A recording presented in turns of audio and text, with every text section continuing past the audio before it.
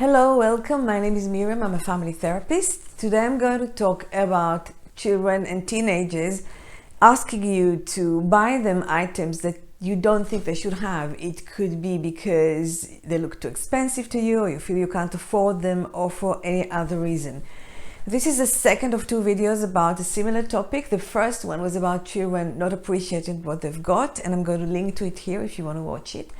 On this one, I'm going to concentrate on children asking for a new computer game, phone, a new pair of trainers, any other items of clothes, teenagers asking for makeup, whatever this is.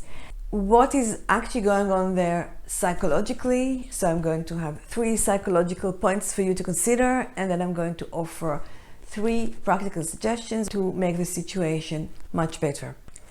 The first psychological point that I want to make is that behind anything that we want or our children want, there is a valid psychological need. And children and teenagers need to feel that they are connected to their group of friends, that they belong, that they are included, that they've got status within this group of friends, for example. And so a lot of the times when they ask for a particular computer game, it's not because they necessarily like this game, it's because all their friends are playing, and if they don't play, they're going to be left out and not be a part of the group. Same with item of clothes. They feel that to belong or to have status, they need to wear this and not to wear that. And so they ask for it, they want it. I'm not suggesting that because your children are trying to meet a need that is valid, it means that you need to buy them everything that they're asking for. Of course not. But behind their requests, we need to understand there's always a need, and in their eyes, they need this in order to belong. My second psychological point is that many of us parents bring our own childhood experience into our parenting in a way that's not actually helping our children. For example, if we didn't have much as children and we looked enviously to other children who had more, we may be determined now to give our children everything that they need, everything that they want, so that our children don't go through the same experience that we've had. Or some parents will go completely the other way and think, how come my child isn't grateful because they've got so much more than I ever had when I was his age? None of this is helpful because you're not actually seeing your child. You're seeing your child through the lens of yourself. And that is not very helpful. What you want to see is actually what is happening right now with your child, what your child needs, and how can you help. And so my invitation is for you to ask yourself some questions. Ask yourself, what did I have as a child? Did I have enough? Did other people have more than me? Was there anything that I really wanted and I could never get? Or did I get everything very easily? What it was like for me, and how is that influencing my parenting right now? When you've got an answer to this question, you're going to become much more conscious, and you're going to be much better at looking at your child and your child's needs rather than looking at yourself through your child. My third point is that if you're raising your child with his other parent, the chances are that each one of you have had a different childhood experience, and maybe you've got a different set of values, and these often clash, and you may find it difficult to agree what it is that your child needs or not.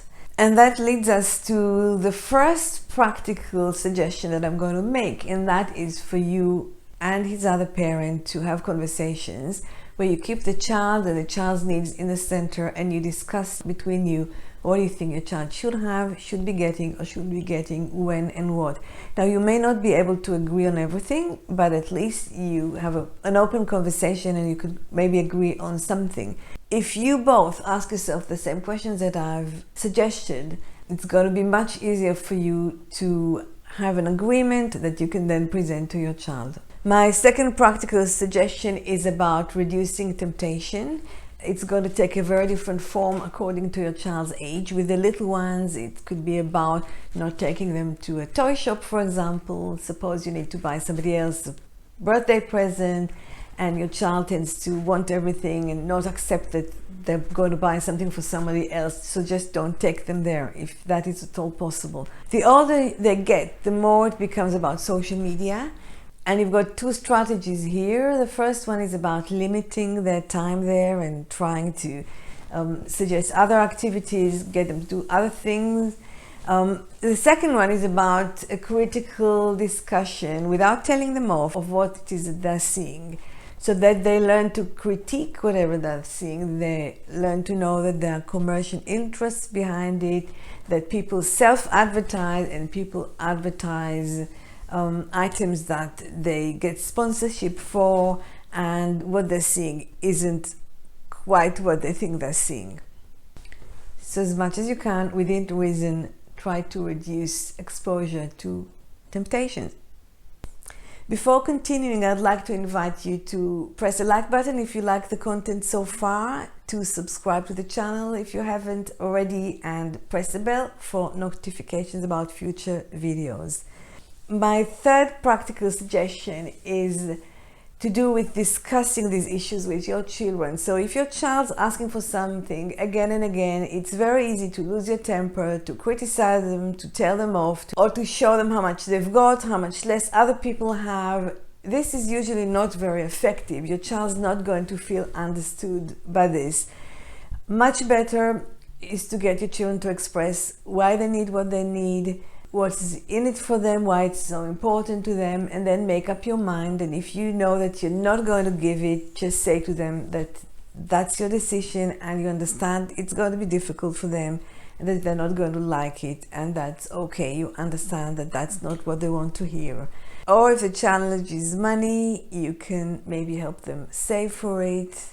You can help them work for it. Best not to tell them that you can't afford it. I've made a whole video about it. I'm going to link to it here. But what you want is just basically to let your child feel that you're part of their team, that you're committed to them having what they need, that you care about them, that you understand them, and that sometimes you need to say no because of considerations that they may not understand or agree with. But that's your role as a parent. So no telling off, just empathy. Accept that they will not particularly like the boundaries that you're putting, and that's completely fine.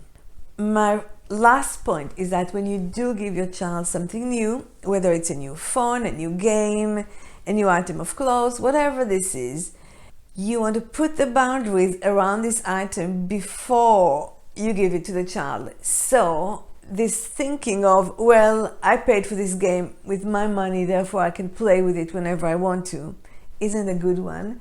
And just giving them something, especially if it's a phone or a game, and expecting them to monitor their usage themselves isn't usually something that's going to work.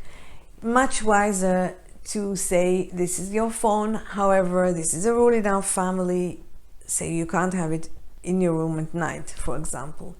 When you're going to get it, it's going to be for your use during the day, but not during the night. Whatever it is that you want to put in place, do it before they get the item rather than afterwards. And I made another video about this here, talking a little bit about monkeys. It may be useful for you. So this is it for me. Thank you very much for listening so far. I hope this is going to be helpful. Let me know in the comments below. Thank you very much.